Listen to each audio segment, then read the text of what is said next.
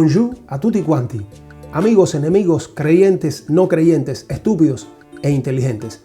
Bueno, hoy lo primero que voy a hacer es agradecer a todos esos nuevos inscritos al canal que me dan una grandísima mano, porque ustedes saben, y siempre lo digo, que yo no gano nada con estos videos, sino la satisfacción de saber que lo que yo subo y el trabajo de mis investigaciones pues le interesa a alguien. Así que ya con eso para mí es suficiente.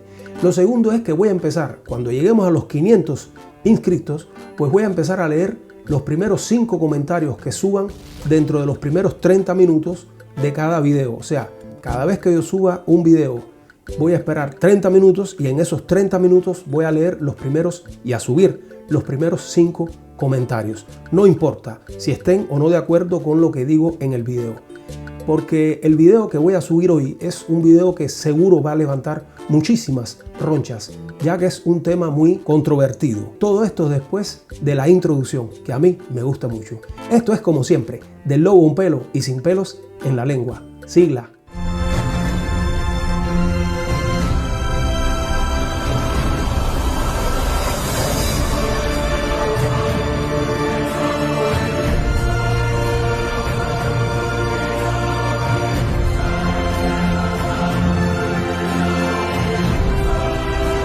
Es más que sabido y está demostrado que el seno familiar te marca desde los primeros días del nacimiento, porque todos los mamíferos, apenas salimos del vientre de nuestras madres, empezamos a recolectar informaciones, primero olfativas, táctiles, sonoras, etc. El último sentido en desarrollarse es el visivo. Es así que nos desarrollamos los animales, y sobre todo en los primeros 3-6 meses de vida. Por eso, etológicamente hablando, ese es el periodo más importante en la educación de un niño. Esto, por desgracia, lo desconoce el 80-90% de los padres. Esperar a que el niño tenga 1 año o más es fatal, y Fidel Castro no fue la excepción. Porque sí, será verdad que se lo habrán llevado para Santiago de Cuba desde muy pequeño, pero siempre pasó sus primeros meses de vida y hasta años junto a sus padres. Un padre que era esencialmente un latifundista con esclavos y todo. Como ya dije en mi video, la real y verdadera esclavitud del cubano. Por eso, no es de extrañar la personalidad de Fidel Castro.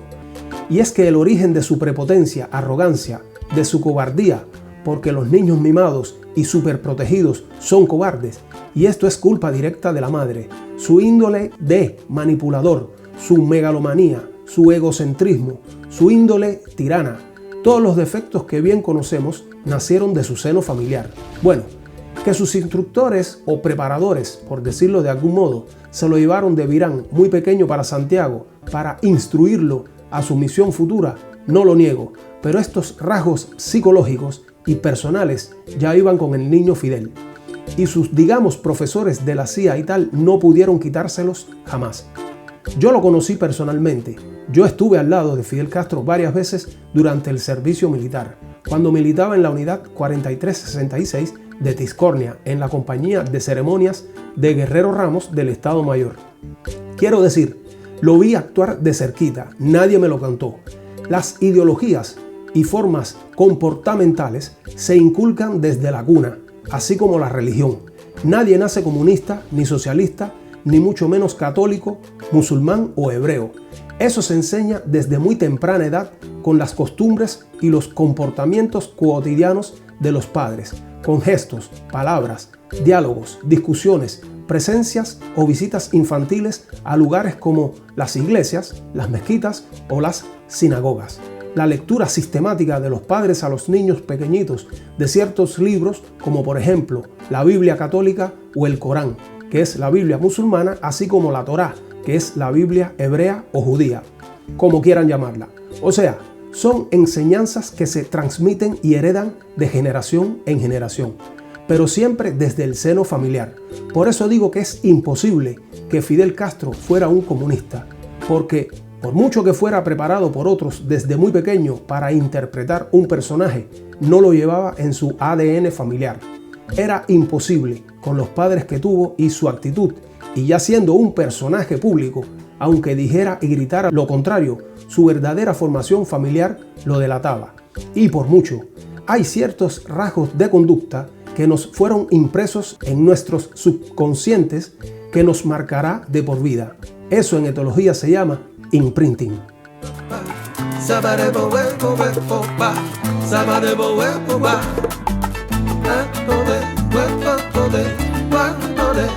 Tómate un mojito para que tú veas cómo te ves y repítelo otra vez. Fidel Castro en cada discurso que nos daba, y nos daba muchos, yo diría demasiados y de muchas horas. Bueno, por suerte yo siempre le tiré curva a todo eso porque, como ya he dicho en otros videos, jamás me interesaron las cuestiones políticas cuando vivía en Cuba. Decía que el tipo en todos sus discursos arremetía de a lleno contra el imperialismo yanqui y sus lacayos y contra la CIA y tal. Eran sus caballos de batalla, y no lo niego. El 80-90% de los males de esta tierra es gracias a ellos. Pero coño, eres tan antiimperialista y tan anti-yanqui y tal. Y entonces, ¿por qué lo primero que no desmantelaste fue la base naval de Guantánamo?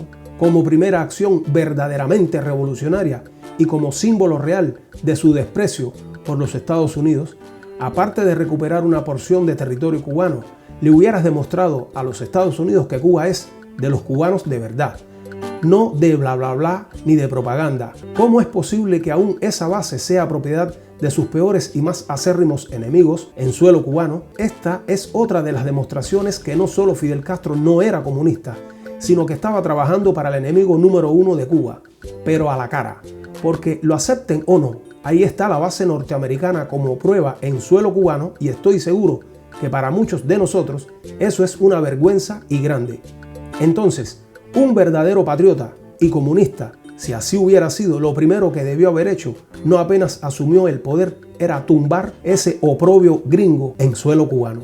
Una de las banderas que los líderes comunistas y socialistas siempre ondean en sus discursos, vaya, una de las muelas más viscas que siempre metieron, porque creo que ya van siendo menos los que creen estas estupideces, es la cuestión económica y el desarrollo social de los pueblos, la igualdad del hombre por el hombre y todo eso que ellos siguen y siempre defendiendo con mucho ahínco.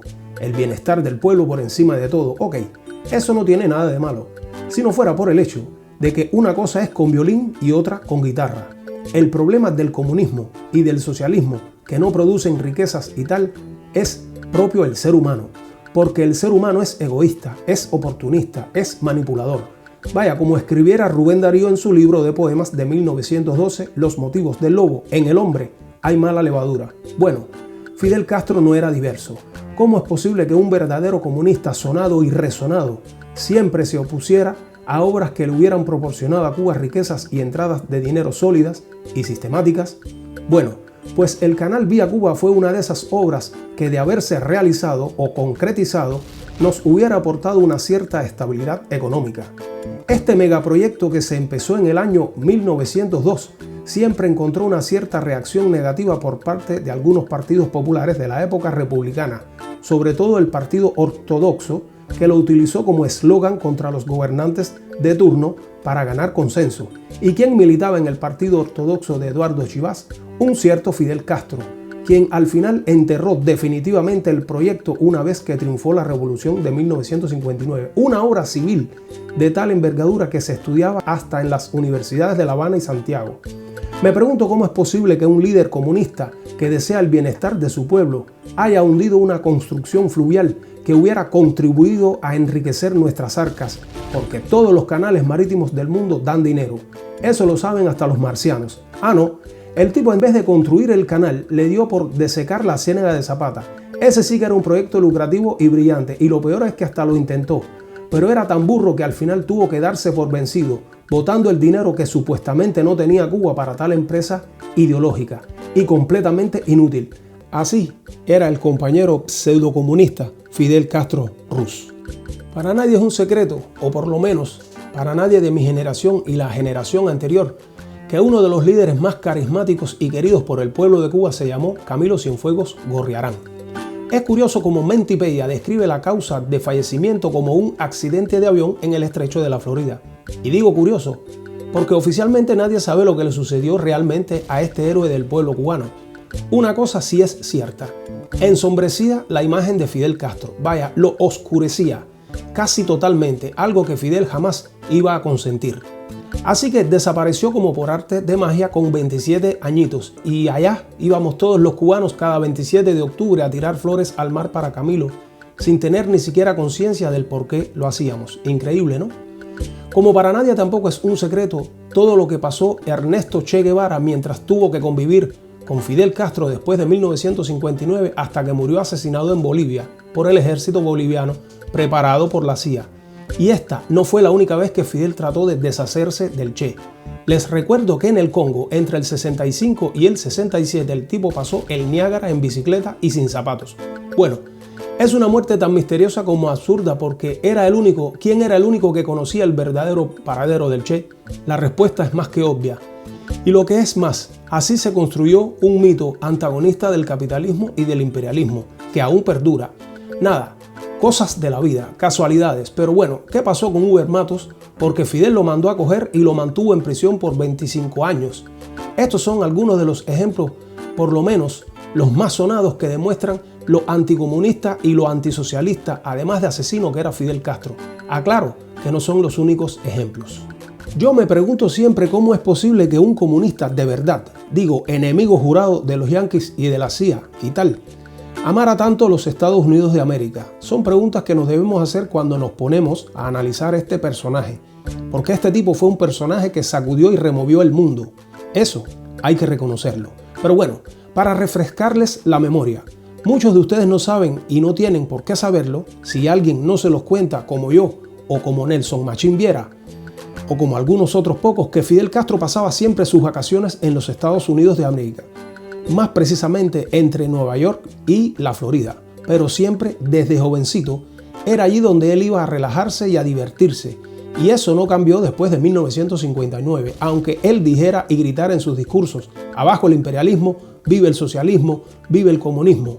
Bien, todas esas frases y lemas que él siempre se inventaba para tenernos tupidos a los cretinos que no habíamos salido nunca del terruño, y que nadie me diga que es mentira, porque incluso hay por internet un discurso de Fidel Castro en Brooklyn en 1955, o sea, 3 años antes de que triunfara la revolución, y que supuestamente él debería estar exiliado en México preparando la expedición del yate Granma, ese bote al que yo le cogí un odio del carajo, porque le tenía que hacer la guardia de honor durante media hora y 6 veces en 24 horas. Entonces, sí que adoraba a los Estados Unidos, lo que lo hacía incompatible con un sistema socialista. Por eso cabe aclarar que comunismo y socialismo son dos doctrinas creadas propio por los norteamericanos y la CIA, justamente como fue creado el mito de Fidel Castro y de la Revolución Cubana, porque Cuba tenía que volverse por fuerza, vaya, a huevos, un laboratorio globalista social. Y por desgracia lo lograron, gracias al comunista Fidel Castro Ruz.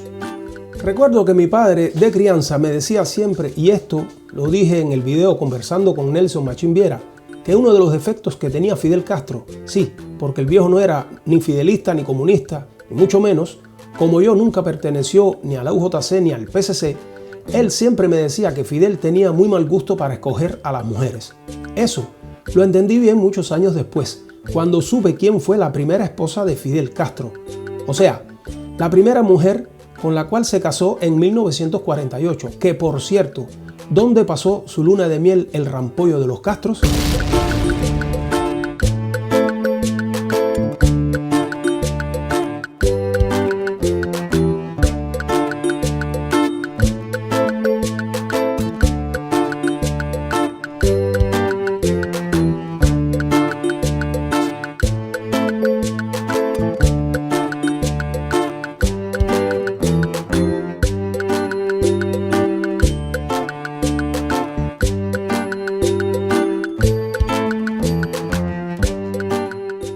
Pues entre Miami y Nueva York, tanto para demostrar su odio visceral contra los Estados Unidos.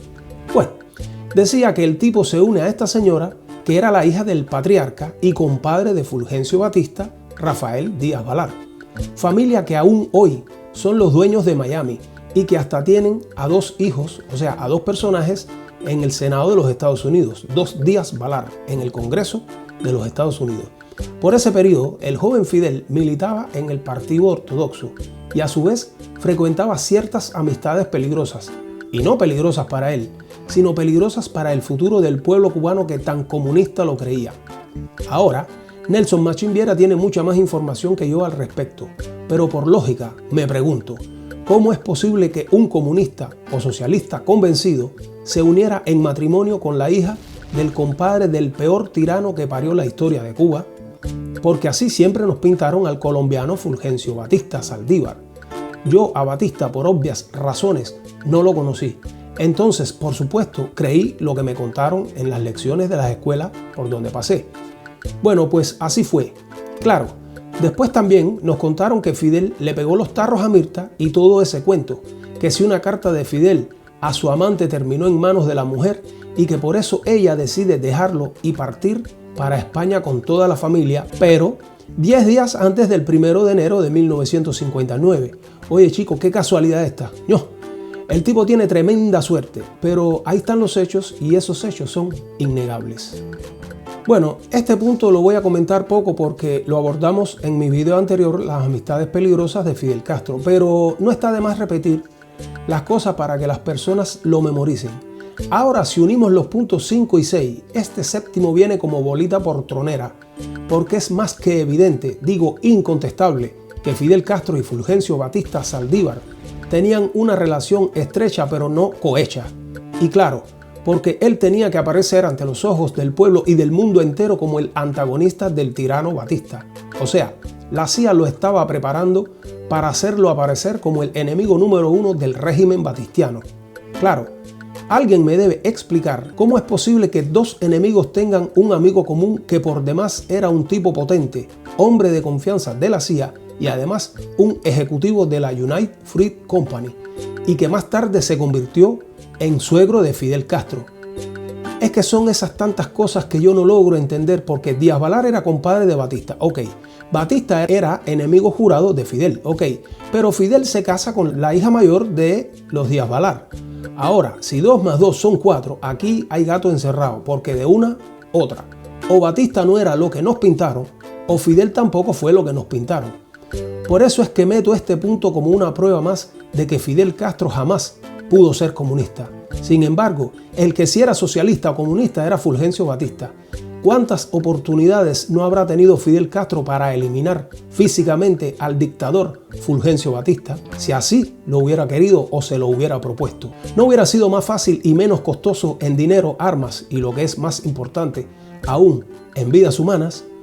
Otra de las tantas y muchas interrogantes que les dejo de tarea para la casa. El 26 de julio de 1953, un grupo de jóvenes liderados por el supuesto abogado Fidel Castro, y digo supuesto porque yo no he visto nunca su título, toma por asalto el cuartel Moncada de la ciudad de Santiago de Cuba. Cuartel que estaba en manos del ejército del Fulgencio Batista. Era un cuartel militar y no de la policía.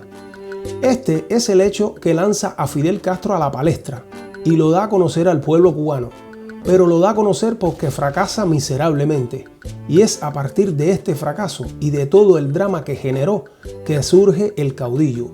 El primer dato curioso es que en este asalto armado, los revolucionarios tenían armas modernas y uniformes del ejército de Batista. ¿Quién se los propició?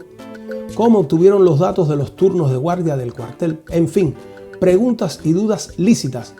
Pero lo más curioso es que cuando fracasan los asaltantes, pues Fidel con su grupito huye y lo agarran 10 días más tarde en un bohío y tal. Ok, 5 se rinden antes de eso y por supuesto que los matan pa'l carajo. Ahora les cuento la versión oficial sacada del sitio web Página 12, escrito por un tal Julian Barsavsky, un escritor argentino comunistoide, y les dejo el link en la descripción del video por si les interesa visitarlo, y dice así. La retirada. Un total de 19 soldados de Fidel, entre los que estaba el comandante de la operación, regresaron a Siboney y se plantearon la resistencia desde las montañas. Allí recibieron el apoyo de los campesinos de la zona, aunque el cansancio y las patrullas militares lo fueron diezmando uno tras otro. Fidel con 8 compañeros resistieron unos días más y 5 de ellos, ya sin aliento, decidieron entregarse mientras Fidel y 2 más siguieron la marcha. Extenuados y al límite de la resistencia, el trío se refugió en un bohío campesino para dormir unas horas, hasta que un culatazo tiró la puerta abajo. Al abrir los ojos, Fidel vio un fusil apuntándole al pecho. Lo hubieran matado de inmediato si no fuese porque los convenció de que se llamaba Francisco González Calderín. Y esta es una de las primeras interrogantes. Los soldados los querían fusilar de todas formas, pero los cautivos se salvaron por la llegada de un teniente mulato llamado Pedro Sarría, quien gritó: «No disparen, las ideas no se matan». Y como este hombre sabía que lo del asalto a un cuartel Moncada era una cosa de idea, era un asalto. Bueno, cuando descubrieron las armas ocultas de los rebeldes, los captores se cebaron otra vez y apuntaron a los maniatados. Otra vez intervino Sarría con la frase que lo hizo famoso y que selló en alguna manera el futuro de la historia del siglo XX. «Quietos, no disparen, las ideas no se matan». Cuando los militares trasladaban a los prisioneros, ocurrió en las cercanías un tiroteo entre otra patrulla y el resto de los fugitivos. Sarría dio la orden de cuerpo a tierra para todos, pero Fidel pensó que era un ardid para justificar su fusilamiento y no le hizo caso, exigiéndole que le permitiera morir de pie, como un verdadero revolucionario. Un verdadero hombre muere de pie. Pero el teniente lo convenció de la realidad de la situación. Al observar la integridad moral de Sarría, se identificó: «He visto el comportamiento suyo y no lo quiero engañar. Yo soy Fidel Castro. No se lo digas a nadie». Al llevarse los cautivos en un camión, el teniente tomó la precaución de sentar al líder rebelde adelante entre él mismo y el conductor para evitar que lo fusilaran. Luego se cruzaron con el comandante Pérez Chaumón, asesino de los demás prisioneros, quien exigió que le entregasen a Fidel Castro. «El prisionero es mío y es mi responsabilidad», le repostó el teniente y ordenó arrancar para ponerlos a disposición de los tribunales civiles en lugar de llevarlos al Moncada donde lo hubieran matado. Así Pedro Sarría le salvó la vida a Fidel, un acto que le costó la destitución y la cárcel hasta el triunfo de la revolución, cuando fue ascendido a capitán. Ahora bien, les recuerdo que en 1953 todavía Fidel Castro Ruz estaba felizmente casado con Mirta Díaz Balart, una de las herederas de la familia más rica y potente de Cuba en esa época y de Miami después, e hija del compadre de Fulgencio Batista, uno que fusilaba a cualquiera por mucho menos. Así que ahí se los dejo también de tarea para después. ¿No les resulta demasiado curioso o casual que siempre se salvaran los mismos? En el Moncada, en Alegría de Pío, en el desembarco del Granma, que de 82 hombres que salieron de Yucatán, quedaron solo 12 para batirse con un ejército que los superaba ampliamente en número y en armamento.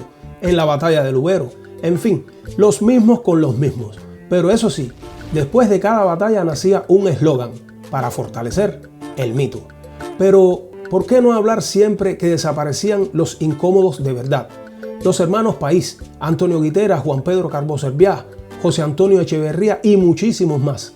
Me refiero a los jóvenes que luchaban realmente en el clandestinaje y que sí querían derrotar, a como diera lugar, al tirano Batista. No es extraño que murieran uno a uno, pero Fidel y su grupito de elegidos o escogidos siempre se salvaban milagrosamente.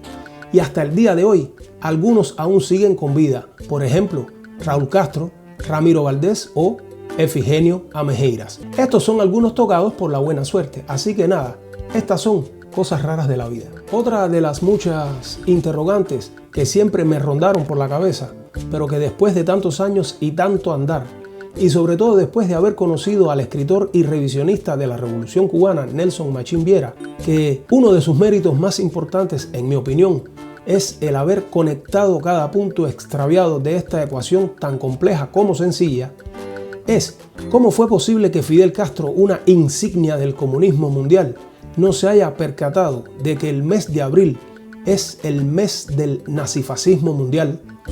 Me explico.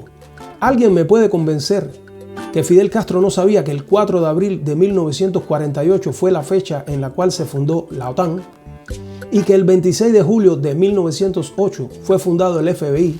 O sea, me hicieron creer durante décadas que Fidel Castro era un genio, de una inteligencia sobrenatural, y después descubro que el burro se cayó en el llano y no en la loma, y no venía ni cargado, porque aún así decidió inaugurar la Unión de Pioneros de Cuba y el PCC, reformado propio el 4 de abril de 1961 y 65, y cuando se celebra el Congreso del Partido Comunista de Cuba, o sea, del PCC, pues cada 4 o 5 años, más o menos, en el mes de abril.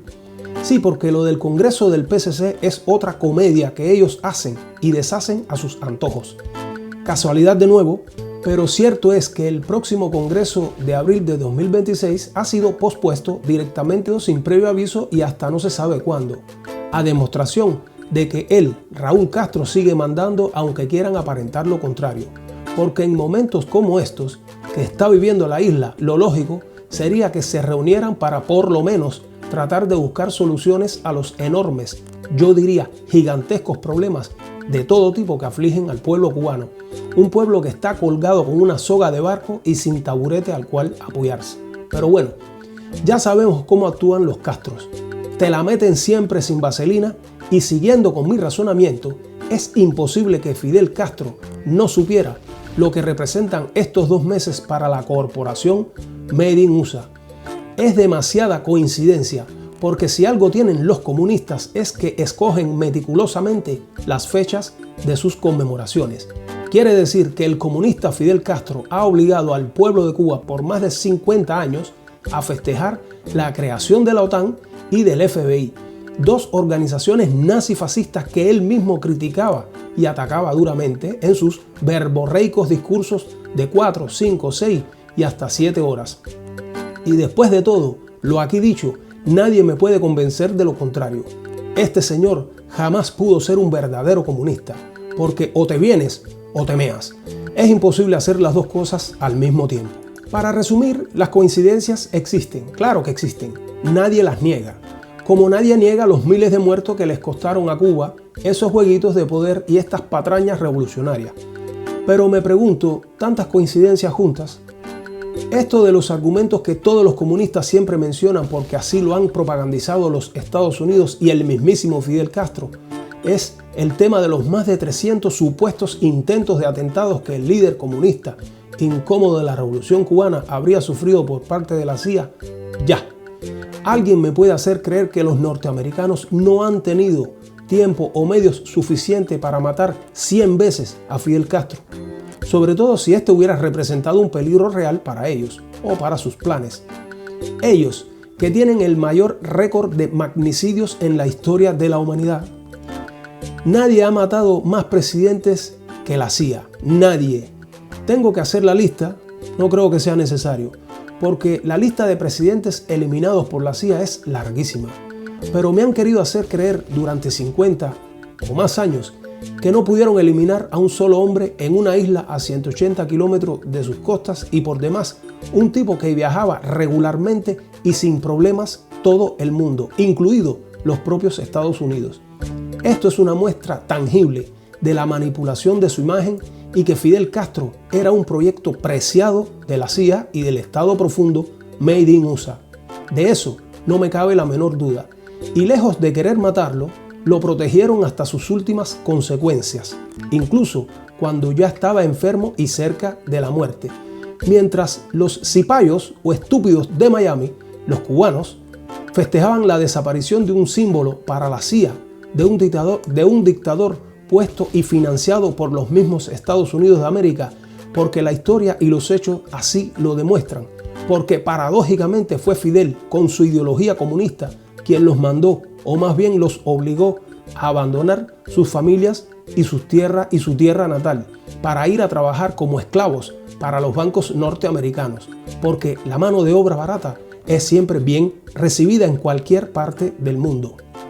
Mientras, la isla cada vez se ahogaba más en problemas de todo tipo, sobre todo la cuestión sanitaria precaria que no deja lugar a dudas. Ni Raúl, ni el burro Díaz-Canel, ni la madre que los parió a todos son capaces de enderezar ese barco a la deriva llamado Cuba. Pero bueno, ya que debemos morir, por lo menos que nos digan de qué cosa moriremos o me equivoco.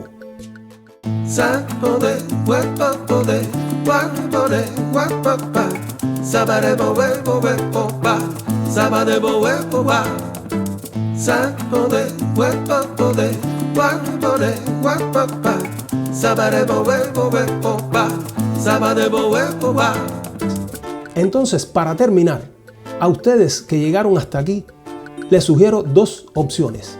La primera es que todo lo dicho anteriormente es cierto y lo sabías o no lo sabías. Si lo sabías, no hay lío, pero si no lo sabías, entonces tienes otras dos opciones. Una es aceptar las pruebas mostradas y cambiar tu forma de pensar sobre el tema o negar todo lo aquí expuesto. Si aceptas las pruebas presentadas en este video, no hay lío. Si no, pues tendrás dos opciones. Una es seguir viviendo en la mentira y en el engaño, y la otra es buscar información lógica e investigar como yo para demostrarme que estoy equivocado. Si escoges esta opción y me lo demuestras con pruebas concretas, entonces seré yo quien tendrá dos opciones. Es así que funciona la teoría de las dos opciones, porque en la vida siempre tendremos más de una opción. Basta saber elegir la más justa y correcta, y sobre todo, la más lógica para cada quien. Esto es, como siempre, del lobo un pelo y sin pelos en la lengua. Muchas gracias.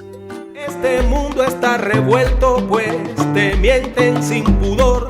Gobernantes, periodistas, las Big Pharma sin control. Te disparan en las venas un veneno aterrador que te pone como un zombie al servicio del Señor.